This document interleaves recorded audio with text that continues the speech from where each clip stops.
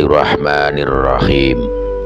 Ketahuilah, sesungguhnya yang dimaksud dengan syariat yaitu segala perintah dan larangan Allah.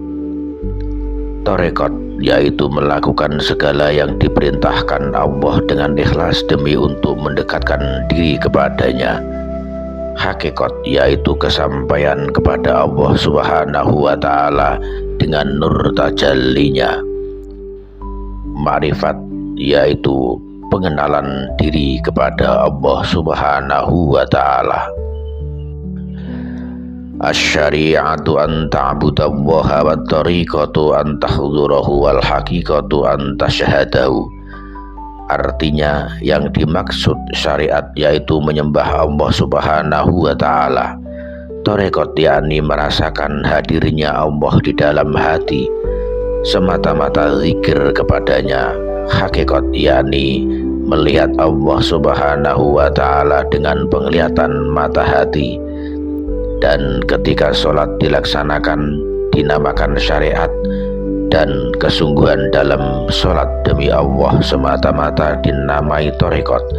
Dan ketika sholat kita sampai kepada Allah maka dinamai hakikat. Demikian menurut kitab usul, juga dikatakan dalam kitab Jami'ul Usul. Wal ma'rifatu ma'rifatani, ma'rifatu haqqi wa ma'rifatu haqiqatin. Artinya pengenalan itu ada dua, yaitu satu pengenalan hak atau tauhid, dua pengenalan hakikat. Fa ma'rifatul haqqi ma'rifatu wahdaniyatillahi ta'ala ma'abrazanil haqq min asma'ihi wa sifatihi. Pengenalan hak atau tauhid sebab telah dinyatakan tentang semua nama-nama dan sifat-sifatnya. Wa ma'rifatul haqiqati la sabila ilaihal imtina'il ahatati bihi ilma liqaulihi ta'ala wa yukhbitu nabihi ilma. Yang dikatakan pengenalan hakikat itu tidak ada jalan untuk sampai, karena kita tidak dapat menemuinya dengan penglihatan zat pada kita. Abu Bakar radhiyallahu anhu qala al-ajiru an tarkil idraki idrakun. Adapun kelemahan dalam pengenalan hakikat pada Allah, justru itulah sebenarnya penemuan yang benar. Yang dikatakan pengenalan hakikat itu tidak ada jalan untuk sampai, karena kita tidak dapat menemuinya dengan penglihatan zat pada kita. Abu Bakar radhiyallahu anhu qala al-ajru an tarkil idraki idrakun. Adapun kelemahan dalam pengenalan hakikat pada Allah, justru itulah sebenarnya penemuan yang benar. Yang dimaksud oleh Abu Bakar radhiyallahu an tersebut yaitu hanya Allah yang akan memperkenalkan dirinya dengan jalan pancaran cahayanya di dalam hati hambanya yang dikehendaki. Dengan demikian maka dikenalkan diri kita sendiri menerima suatu nur yang datang daripada Allah Subhanahu wa Ta'ala. Man arafa nafsahu faqad arafa rabbahu. Barang siapa mengenal dirinya karena ada menerima nur dari Tuhannya, maka dikenalkan Tuhan lewat petunjuk nurnya tersebut. Demikian menurut kitab Jami'ul Usul itu pula yang dikehendaki, sehingga hati itu senantiasa dipelihara kesuciannya. Qala Nabi sallallahu alaihi wasallam fi hadisil qudsi inna fi jasadi ibni adama mudghatun fil mudghati qalbun wa fil qalbi fuadun wa fil fuadi dhamirun ar-ruhun wa fil ruhi sirrun wa fi sirri hafiyun wa fil hafiyyi dzurrun wa fil nur. Nabi Muhammad sallallahu alaihi wasallam bersabda, di dalam tubuh anak cucu Adam ada segumpal daging, di dalam ada hati, di dalam hati ada buah hati, di dalam buah hati ada rahasia, di dalam rahasia ada nur ilahi yang tersembunyi, di dalamnya lagi ada aku. Inilah yang penting difahami baik-baik dan jangan bertukar-tukaran menurut Ahlus Sunnah wal Jamaah.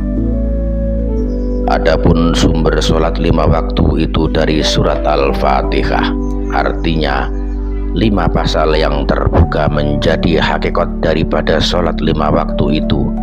Pertama, perkataan; kedua, penglihatan; ketiga, pendengaran; keempat, penciuman; kelima, perasaan.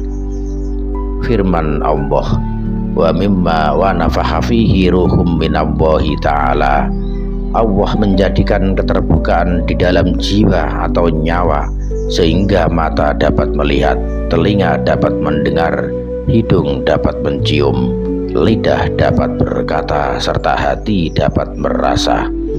Inilah sebabnya sehingga Sayyidina Ali berkata, la a'budu rabban illam yarahu. Aku tidak menyembah Allah jika saya tidak melihatnya. Maksudnya aku melihat Tuhan di dalam 5 waktu itu. Dengan kata lain, Allah menyatakan diri atas 5 waktu itu. Sabda Rasulullah Shallallahu Alaihi Wasallam, la yasihus sholata illa bil fathi. Tidak sah sembahyang tanpa bacaan surat Fatihah, karena hakikat sholat itu terbuka di dalam 5 waktu yang menjadi makom tajalli Allah, yaitu pertama tajalli zat, kedua tajalli sifat, ketiga tajalli nama, keempat tajalli af'al, kelima tajalli bekas perbuatan. Adapun sumber atau pangkal sholat 5 waktu, artinya waktu itu adalah makom atau tempat tajalli Allah subhanahu wa ta'ala dengan segala sifat-sifatnya dan karya-karyanya. Adapun asalnya atau sumbernya waktu yang 5 itu dari surat Al-Fatihah. Adapun yang 5 huruf alhamdu, yaitu alif, lam, ha, mim, dal, atau yang diisyaratkan kepada 5 tajalli tersebut di atas. Rasulullah Shallallahu Alaihi Wasallam bersabda, la yasihus sholata illa bil ma'rifati. Tidak sah sembahyang kecuali pengenalan kepada Allah, zatnya, sifatnya, namanya, dan bekas tangannya atau segala yang dilahirkan dalam 5 waktu. Adapun alhamdu yang terdiri dari 5 huruf itu berpangkal pada titik, seolah-olah muncul cahayanya pada rahasianya Tuhan Allah subhanahu wa ta'ala. Tuhan berkata, aku menyatakan cahayaku atas dirimu adalah isyarat atas adanya aku pada dirimu. Itulah yang dikatakan al-insanu sirri wa anna sirruhu. Artinya, insan itu rahasiaku dan aku rahasia insan. Nabi Muhammad Shallallahu Alaihi Wasallam bersabda, hai sekalian umatku, ketahuilah mukarana di dalam sholat, sebab barang siapa yang telah mengetahuinya, maka sesungguhnya ia telah memiliki penghadapan yang tidak meragukan lagi, dan orang itulah sah dijadikan imam. Atau yang diisyaratkan kepada 5 tajalli tersebut di atas. Sabda Rasulullah Shallallahu Alaihi Wasallam, la yasihus sholata illa bil ma'rifati. Tidak sah sembahyang kecuali pengenalan kepada Allah, zatnya, sifatnya, namanya, dan bekas tangannya atau segala yang dilahirkan dalam 5 waktu. Adapun alhamdu yang terdiri dari atas 5 huruf itu berpangkal pada titik, seolah-olah muncul cahayanya pada rahasianya Tuhan Allah subhanahu wa ta'ala. Tuhan berkata, aku menyatakan cahayaku atas dirimu adalah isyarat atas adanya aku pada dirimu. Itulah yang dikatakan al-insanu sirri wa anna sirruhu, yang artinya insan itu rahasiaku dan aku rahasia insan.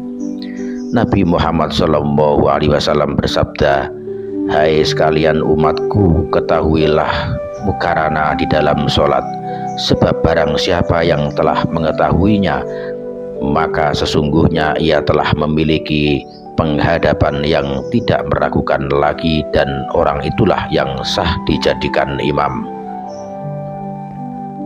Adapun bila telah didirikan sholat atau dilaksanakan, maka diharamkan api neraka bagi kita. Adapun bila ditinggalkan sholat itu, maka sanksi hukumnya sebagai berikut: meninggalkan sholat subuh, maka bercerailah iman; meninggalkan sholat zuhur, maka bercerailah Al-Quran; meninggalkan sholat asar, maka bercerailah malaikat-malaikat; meninggalkan sholat maghrib, maka bercerailah segala-galanya; meninggalkan sholat isya, maka bercerailah rizki pemberian Tuhan; meninggalkan sholat witir, maka bercerailah Nabi kita Muhammad SAW; meninggalkan sholat Jumat 3 kali berturut-turut, maka bertulislah di Lauhil Mahfudz sebagai orang munafik. Yang dikatakan munafik artinya kehidupannya sia-sia, dan yang dimaksudkan sia-sia yaitu mendekati kekafiran dan menjauhi kebenaran atau dekat kepada neraka, jauh dari surga. Kelima waktu sholat tersebut bila ditinggalkan berarti suatu keingkaran pada diri kita sendiri serta kekafiran kepada Allah Subhanahu wa Ta'ala. Dan terlepas dari keumatan Nabi kita Muhammad SAW, sholat Jumat mengandung dua kebenaran, yakni pertama melepaskan kita dari neraka, dan yang kedua memperoleh tempat yang luas di surga. Khutbah pertama adalah mendapatkan pelayanan bidadari, khutbah kedua memperoleh kelengkapan sempurna di dalam surga. Waktu yang disukai ialah orang yang terdahulu menunggu masuknya waktu sholat. Waktu yang dikasihi ialah telah lama duduk dengan tenang menanti masuknya waktu sholat, baru orang lain datang. Waktu yang diampuni ialah akhir waktu baru tiba untuk sholat, namun belum terlambat.